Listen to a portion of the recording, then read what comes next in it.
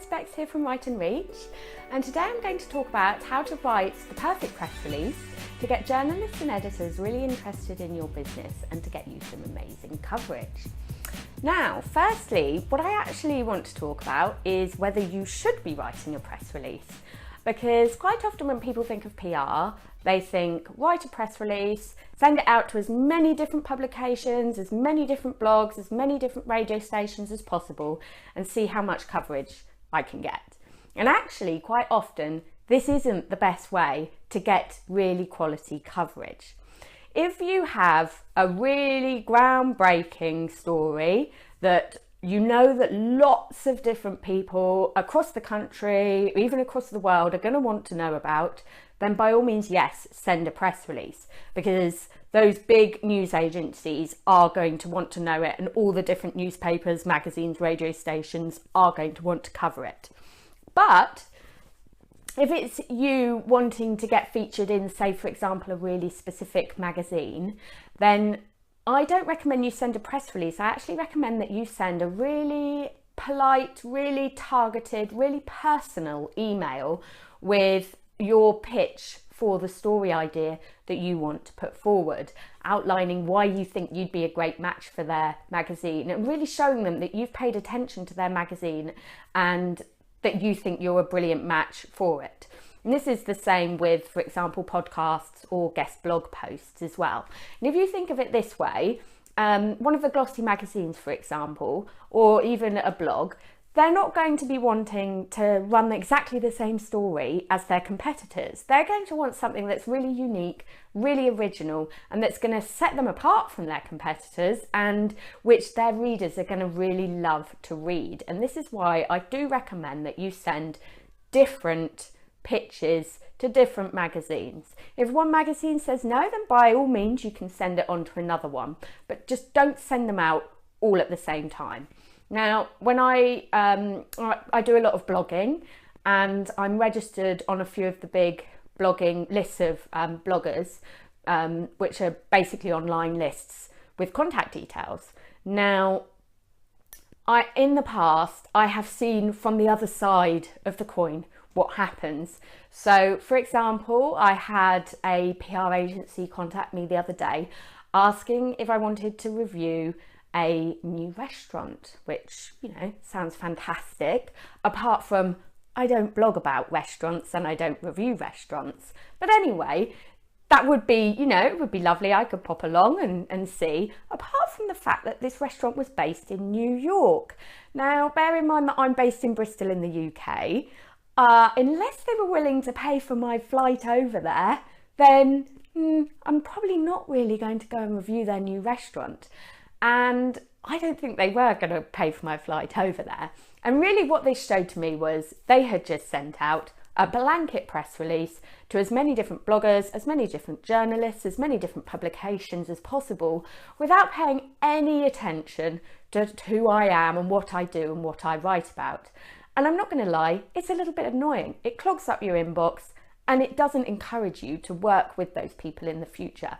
So this is why you want to be sending really, really targeted emails. So moving on to the press release, I'm not saying that there is no place for a press release. There is a place for a press release, and press releases are good because they enable you to get across the key information in a really succinct, quick way that journalists know and that they understand. And press releases can be particularly useful if you're working with local press in your area. So if your business is a local business, you might want to let the local newspaper, a local magazine, a local radio station know all about something that you're doing, an event you're putting on, or something key that you're running in the local vicinity. And by all means, in that scenario, a press release would be a really good idea. If you're sending a pitch to a magazine, you could include a press release underneath your pitch, but make it clear that you are sending them something which you're sending them first as a one-off. They get a first refusal on the story before you send it out to anyone else. And this is, you're going to be much more likely to get some really great coverage. So moving on to the layout of the press release, the first thing is to think about the headline. And with the headline, I would probably stay away from too many quirky, gimmicky headlines, unless you're sending it to one of the newspapers that do actually use those headlines, then it's probably best not to go too gimmicky and silly. You actually just want to lay out the key point of the press release and then pique their interest and encourage them to read on. And then you move on to the first paragraph, and the first paragraph is where you include the who, the what, the where, the when, and the why. So it's who is the press release about and who is going to be affected by this story. What is the story? What is the key thing that you're promoting or that you're telling them about? Where is it happening? Why is it important? And when is it happening? And the fourth point, why is it important? This is something that's really, really key for you to think about, because something may be really important for you and your business, but you need to think about the bigger picture and think about the readers of the place where you're sending your press release. Why is it important to them? Why do they need to know about it? And this is where you have to come at it from a real place of giving. You're thinking about the readership and not purely thinking about promoting yourself. And that is when you're going to get the very best coverage. Once you've outlined that, the journalist will see that and think, oh yes, this is something I want to cover. Then you move on to the body of the email, of the press release, where you give them a bit more information, you weave in a bit more of a story, still keep it very factual. And this is also a really great place to include a quote from your spokesperson. So that might be you, that might be a spokesperson within your organisation, or it could be a case study if you've got a case study as well. And then we move on to the end of the press release where you give your contact details.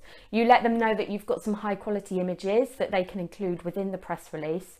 And you give them any other information that they may need to know about your business. Now, there's another thing that you can do at the very end of the press release underneath the main body, and that is actually include a section called Notes to Editors. The notes to editors is something that doesn't relate to the story or the information you're pitching, but it's some more general information about your business that the editor may want to know, and it saves them time from having to go to your website and do lots of research themselves. And this is the key. You want to make it easy for them and you want to save them as much time as possible.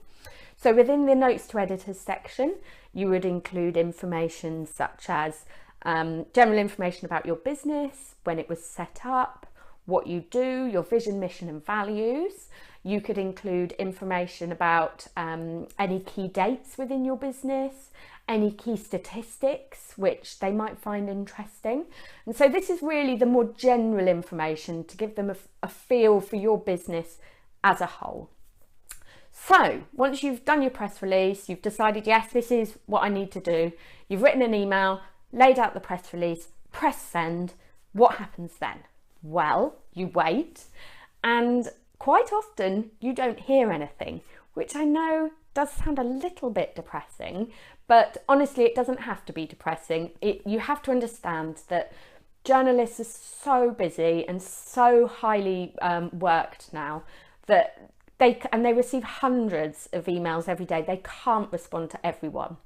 Sometimes, especially with the local papers, if you've given them all the information they need, they may actually run your story without letting you know. And this is why it's really important that you actually monitor the media. So you can do this by buying the paper and reading it. You can also use Google to set up alerts to see if the coverage comes through online. If you don't hear anything, then you could send them a really polite follow-up email in a week or so, asking them if they had planned to cover your story and checking if there's any extra information they want or if there's anything else you can help with. Another thing that you could do is actually give them a ring and have a chat with them. Now, I would hazard against giving them a ring if all you're purely doing is ringing them to say, hello, did you receive my press release? Because actually, that's not really any use to them. It's just wasting their time, and they're going to get hundreds of PR agencies ringing up every day asking that very question, and it's something that is a bit pointless. So if you are going to ring them, you want to ring them again, come from a place of giving. So you're ringing them in order to help them. Think about how you can help them. Ask them how you can help them. Ask them if there's anything in particular that you could offer them that they might find interesting, if there are any other different story angles that they might like to cover. Ask them if they would perhaps like to meet up with you for a further chat. And this is particularly useful if you work in a more local setting, and it helps you to actually start building relationships with the journalists. They start to think of you as someone who's really helpful, as opposed to someone who's just badgering them to get your business featured in the newspaper or magazine or whatever. And they will actually eventually contact you if they have a story that they think you might be able to help with. And so these relationships are really, really important to build. So I hope you found this useful. I really do hope that you go out there and start getting coverage for your business. It's really such a great way to build your brand and get yourself known.